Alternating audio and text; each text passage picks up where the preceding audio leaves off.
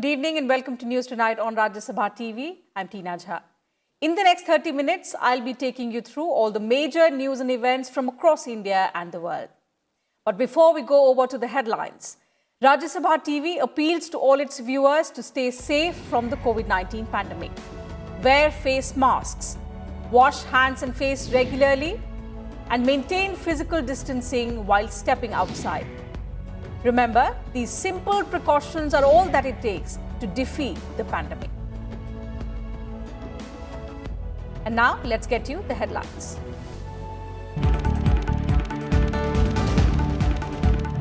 Prime Minister Narendra Modi on two-day visit to Gujarat, flags off jungle safari, inaugurates Ekta cruise service, Arogya Forest and Children's Nutrition Park at the iconic Statue of Unity.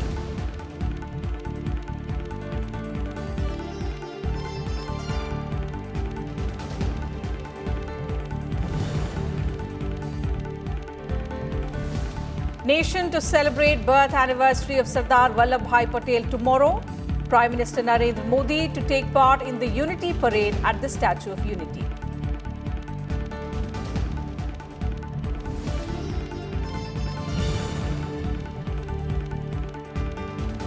Campaigning picks pace for second phase of Bihar Assembly elections. Top leaders including BJP President JP Nadda and RJD's Tejasvi Yadav hold rallies. Voting on the 3rd of November for this phase.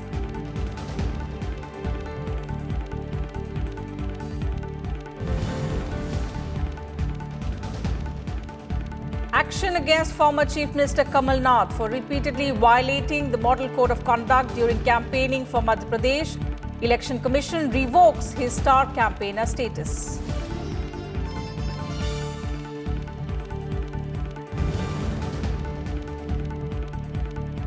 And active COVID-19 cases fall below 6 lakh for the first time after 85 days. Recovery rate crosses 91%.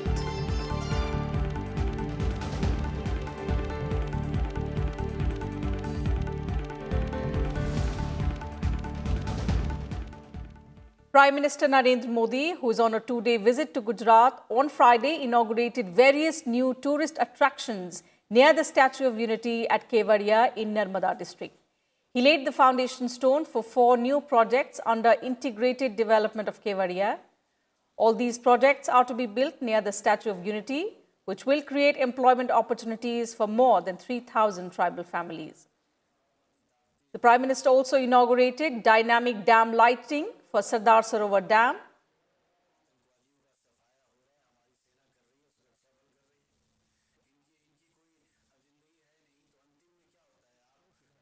Later, he also launched the Statue of Unity website and Kevadia mobile application.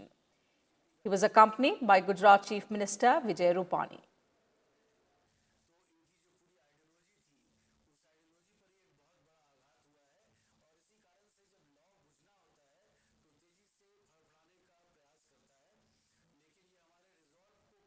And the Prime Minister also inaugurated the illuminated cactus garden and Ekta nursery in Kevadia.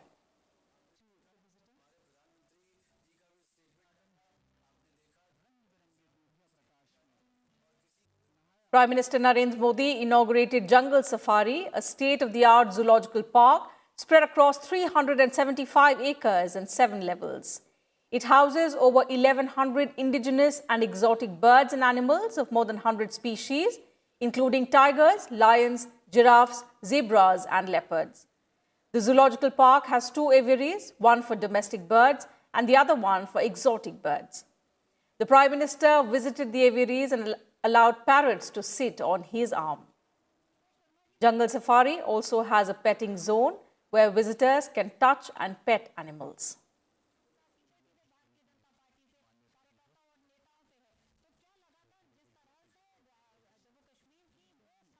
Apart from this, Prime Minister Modi also flagged off Ekta cruise service for the Statue of Unity. Through the Ekta cruise service, one can experience the viewing of Statue of Unity through the ferry boat service. The Ekta cruise service will cover a distance of 6 kilometers in about 40 minutes. One boat can carry 200 passengers at one time.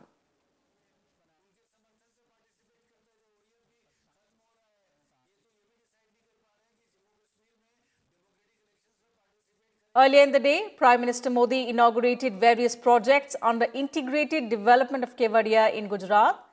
The Prime Minister inaugurated Arogya Van and Arogya Kutir in Kevadia village of Narmada district. He also took a tour of Arogya Van, which has hundreds of medicinal plants and herbs and also provides information about their usage and importance. Arogya Van has 5 lakh plants of 380 different species spread over an area of 17 acres. The Prime Minister also visited a digital information center and an indoor plants garden inside the Arogya Van.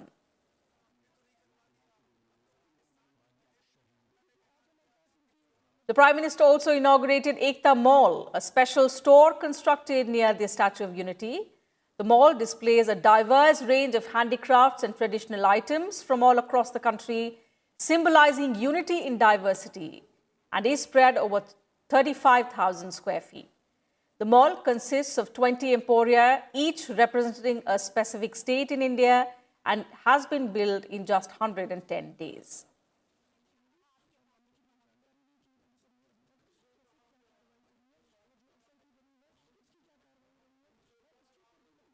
The Prime Minister next inaugurated a children's nutrition park, dubbed as the world's first such technology-driven theme park, developed over 35,000 square feet in Kevadia.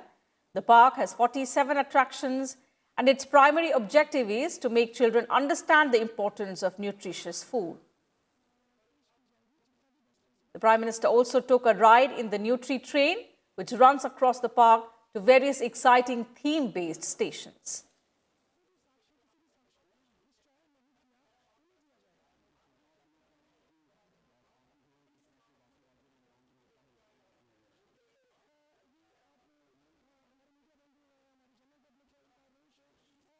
Soon after his arrival in Ahmedabad for a 2-day visit, Prime Minister Modi called on the family members of late Gujarat Chief Minister Bhai Patel.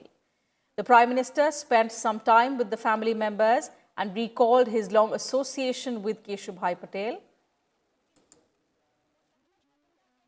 92-year-old former Gujarat Chief Minister Bhai Patel passed away in Ahmedabad on Thursday after a prolonged illness.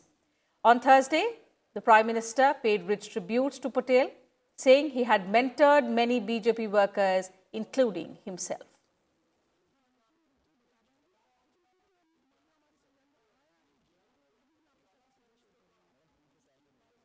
The Prime Minister also met with grieving family members of Gujarati film legends Kanodia brothers, who passed away a few days ago.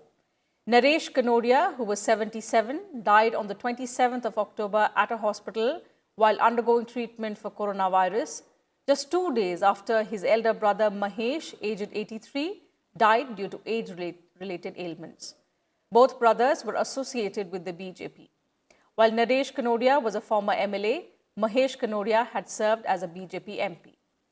Prime Minister Modi paid floral tributes to the famous duo and spent some time with their family members.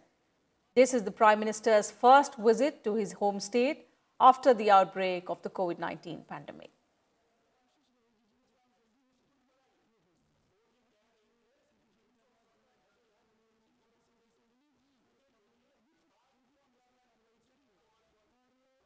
On 31st October, Prime Minister Narendra Modi will visit the Statue of Unity to pay floral tributes to Sardar Vallabhbhai Patel on his 145th birth anniversary. On the occasion, a parade named Ekta Divas Parade by Central Armed Police Forces and the Gujarat Police will also be organized in the Prime Minister's presence. After speaking at the parade ground, Prime Minister Modi will interact with civil service probationers through video conferencing.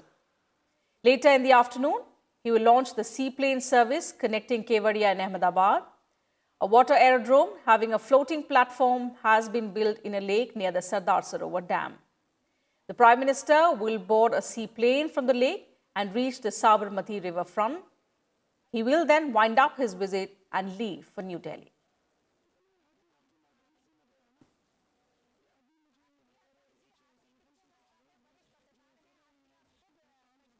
In some other news, India will support France in its fight against terrorism, Foreign Secretary Harshvardhan Shringla asserted on Thursday. Shringla, who is on a visit to Paris, met Emmanuel Bon, diplomatic advisor to French President Emmanuel Macron.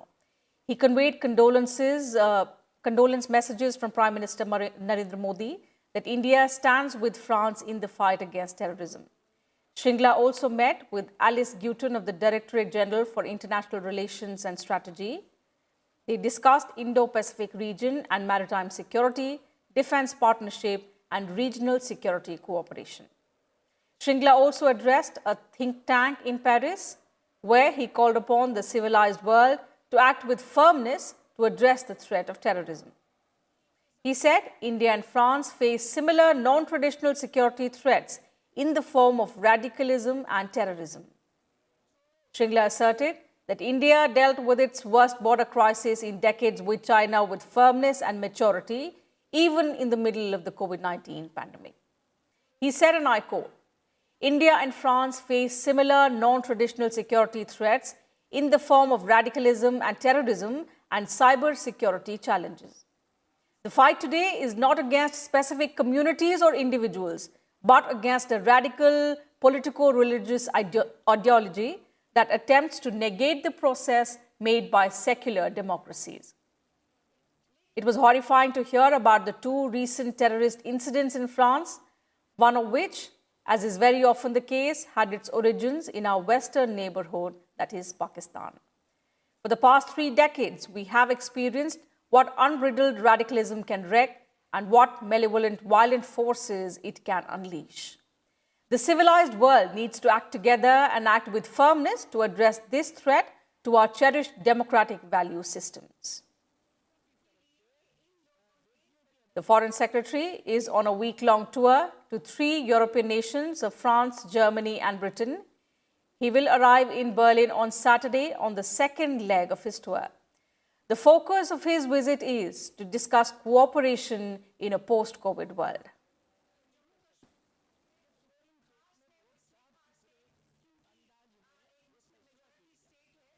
The 15th Finance Commission, headed by Chairman N.K. Singh, concluded their deliberations on the report for the year 2021-22 to 2025-26 on Friday. The Commission had sought time to present its report to President Ram Nath Kovind. The report will be submitted on 9th of November 2020. The Commission will also present a copy of the report to Prime Minister Narendra Modi later next month. Finance Minister Nirmala Sitharaman will table the report in Parliament along with an action taken report of the Government of India. The report contains recommendations pertaining to 5 financial years 2021-22 to 2025-26. The Commission has finalized the report after wide-ranging consultations with the Union and state governments, local governments at different tiers, chairmen and members of previous finance commissions, advisory council to the Commission and other domain experts, academic institutions of eminence, and multilateral institutions as well.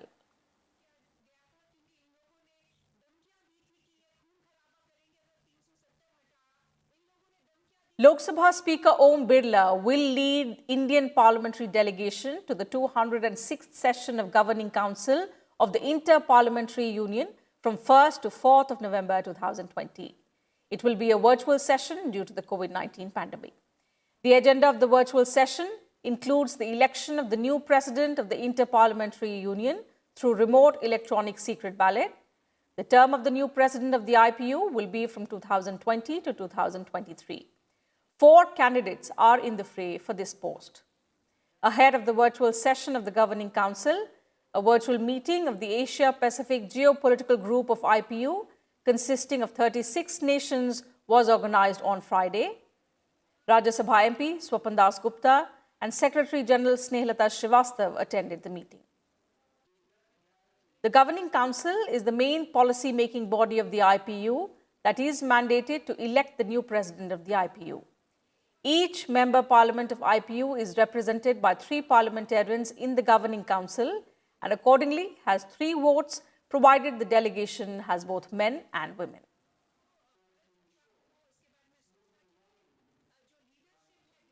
And time for a short break here, but more news and updates will continue on the other side. Do stay with us.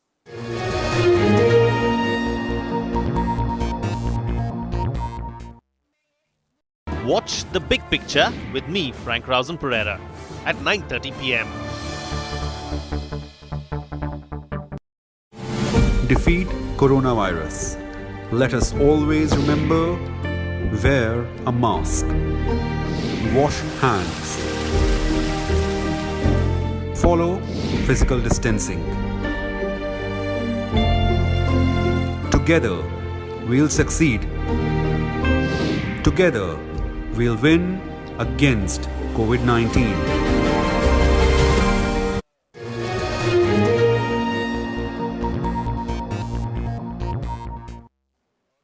Welcome back. Time now for the latest COVID-19 situation in the country. India continues to maintain the declining trend of active cases with a surge in the number of recovered cases. Look at this report. Active coronavirus cases fell below 6 lakh for the first time in 85 days on Friday. 5,94,000 active cases were reported on the day, making up 7.35% of the country's total cases. In the last 24 hours, India had 48,648 new cases, taking the total case load to 80,88,000. 563 deaths were reported in the same period, pushing the total number of fatalities to 1,21,090. More than 57,000 people recovered from the viral disease in the last 24 hours. Overall recoveries were 73,70,000. The growing gap between active and recovered cases stands at 6,77,000.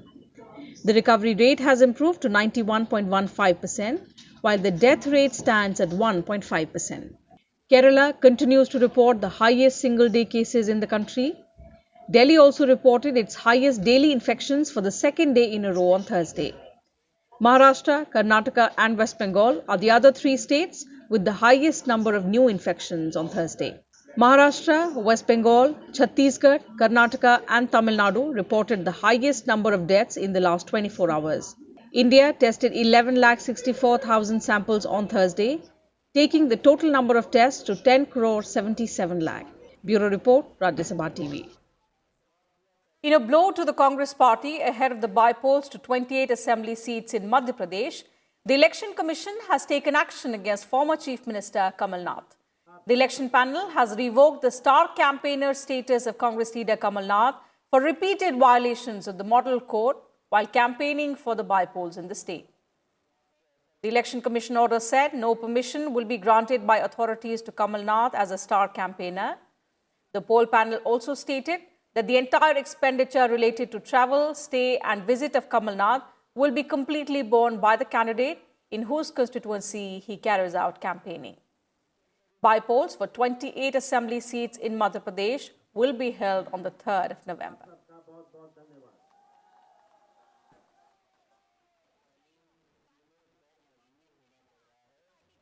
And let's now get you all the updates from the Bihar assembly elections.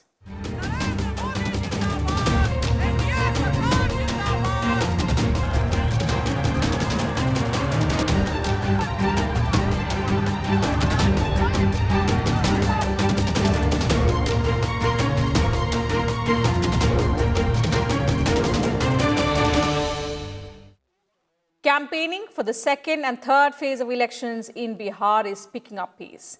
The second phase of voting for 94 assembly seats will take place on the 3rd of November, while the third and final phase of voting will be held on the 7th of November for 78 seats. All political parties are fielding their star campaigners to hold rallies and election meetings throughout the state.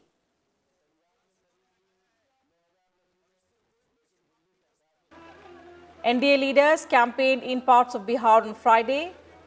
JDU chief and Bihar's Chief Minister Nitish Kumar held public rallies in Shivhar, Khagadia and Sitamarhi. Addressing the rallies, Nitish Kumar said that the NDA government freed Bihar from Jungle Raj and brought law and order in the state.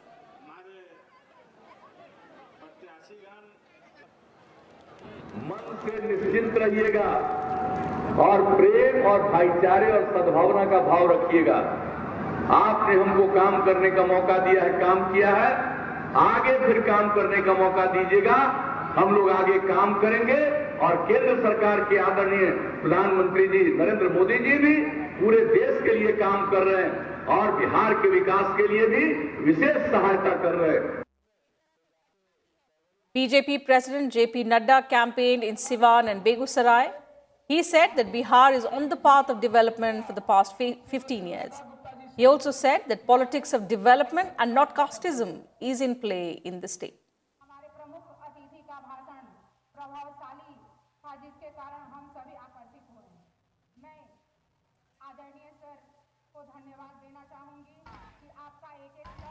आज से 5-7 साल पहले, 10 साल पहले जब चुनाव होता था तो पूछते थे, ए हो के जात बा, इसकी जाति क्या है, अगड़ा बा कि पिछड़ा बा, गंगा के ऊ पार की ई पार, गांव के ऊ पार की ई पार। यही मुद्दे चुनाव के होते थे कि नहीं होते थे? हाँ या ना? यही मुद्दे होते थे ना?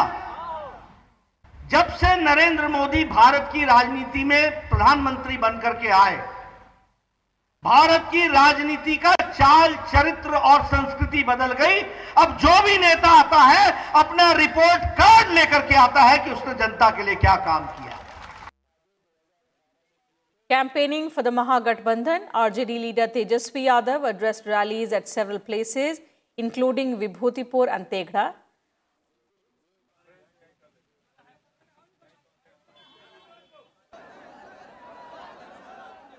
RLSP leader Upendra Kushwaha also led the campaign for the Grand Democratic Secular Front. He held multiple rallies in Begusarai, Parbata and Cheria Bariarpur. जनता सब देख रही है कि कौन दिखाने के लिए बात कर रहा है और कौन एक्चुअल में बात कर रहा है। इनको तो 15 साल मौका मिला था राष्ट्रीय जनता दल के लोग, तो सिर्फ बात ही करते रह गए। काम भी करना पड़ेगा सरकार में जाने के बाद।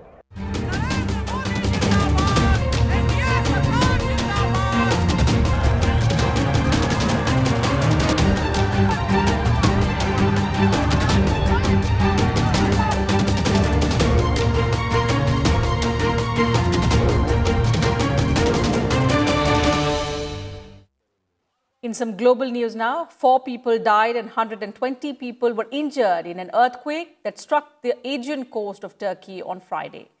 The earthquake also damaged buildings and flooded streets in the coastal province of Izmir. Turkey's health minister, Ferin Koka, informed that ambulances and medical rescue teams were working in the region. The country's disaster management authority put the magnitude of the earthquake at 6.6, while the US Geological Survey said it was 7. The epicenter was 17 kilometers off the coast of the Izmir province at a depth of 16 kilometers. The US Geological Survey said the depth was 10 kilometers and that the epicenter was 33.5 kilometers off Turkey's coast. The strong earthquake was also felt in Greece. Some damage was also reported to buildings and the road network on the Greek island of Samos.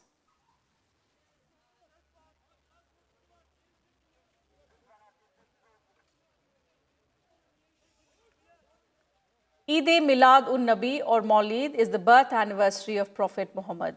He is celebrated across the world in the 3rd month of the Muslim lunar calendar.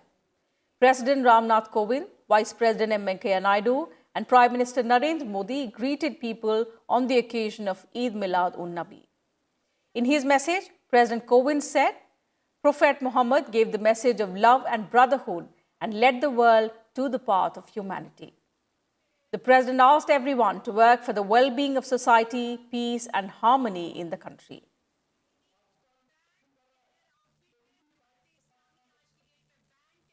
Greeting the nation on the occasion, Vice President M. Venkaiah Naidu said, the Holy Prophet showed humanity the righteous path of compassion and universal brotherhood. He urged people to celebrate Miladun Nabi in a modest way due to the COVID-19 pandemic, by strictly adhering to COVID-19 health and hygiene protocols.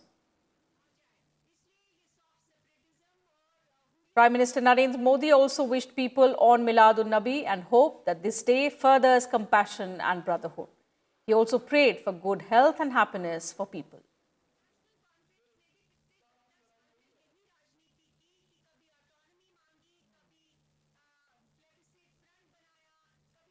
And the nation paid homage to nuclear physicist Homi Bhabha on his 111th birth anniversary.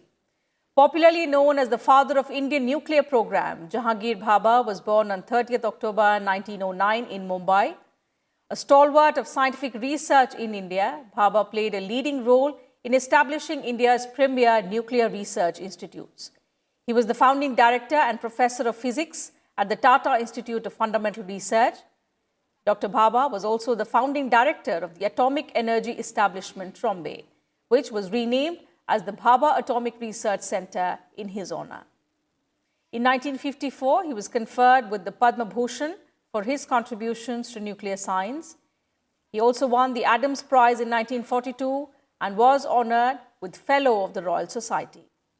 In 1955, he was elected as the president of the first International Conference on Peaceful Uses of Atomic Energy, organized by the United Nations at Geneva. On 24th January 1966, Homi Bhabha died in a plane crash near Mont Blanc.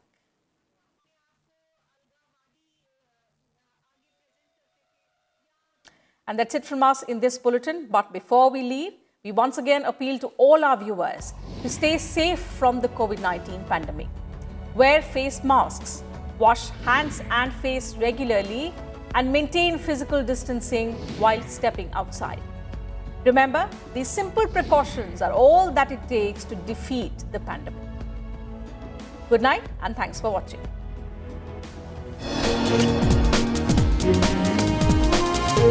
Thank you.